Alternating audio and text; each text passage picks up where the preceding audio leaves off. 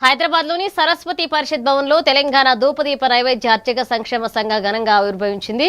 ఇక అర్చక ఉద్యోగ జేఏసీ చైర్మన్ గంగు ఉపేంద్ర శర్మ సంఘాన్ని ప్రారంభించి అర్చకుల హక్కులు, ఉద్యోగ భద్రత, వేతనాల పెంపు, ఆరోగ్య బీమా, 99 పీఆర్సీ అమలు వంటి డిమాండ్ల సాధనకు కృషి చేస్తామన్నారు. ఇక రాష్ట్రంలోని 6600 మంది ధూపదీప నైవేద్య అర్చకులను దేవాదాయ శాఖ పరిధిలోకి తీసుకుని ప్రభుత్వ అర్చకులుగా గుర్తించాలని సభ్యత్వ రుసుమును ఒకటిగా నిర్ణయించినట్లుగా వెల్లడించారు.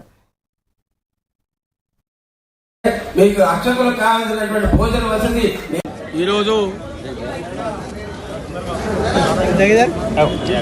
తెలంగాణ అర్చక ధూపదీప నైవేద్య సంక్షేమ సంఘాన్ని ఈరోజు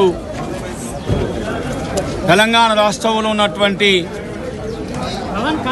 6400 మంది అర్చకులు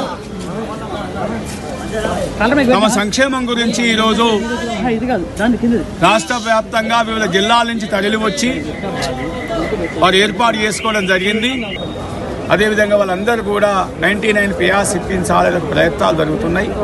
గతంలో వైఎస్ రాజశేఖర రెడ్డి గారిని, కేసీఆర్ గారిని ఒప్పించడం.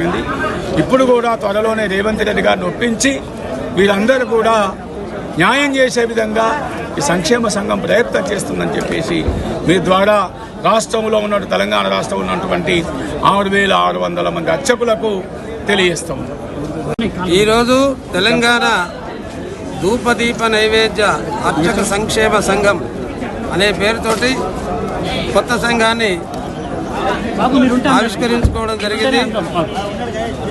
మేము పిలవంగానే వచ్చినటువంటి గంగు ఉపేంద్ర శర్మ గారికి తెలంగాణలో ఉన్నటువంటి ధూపదీప నైవేద్య అర్చకులు అందరి పక్షాన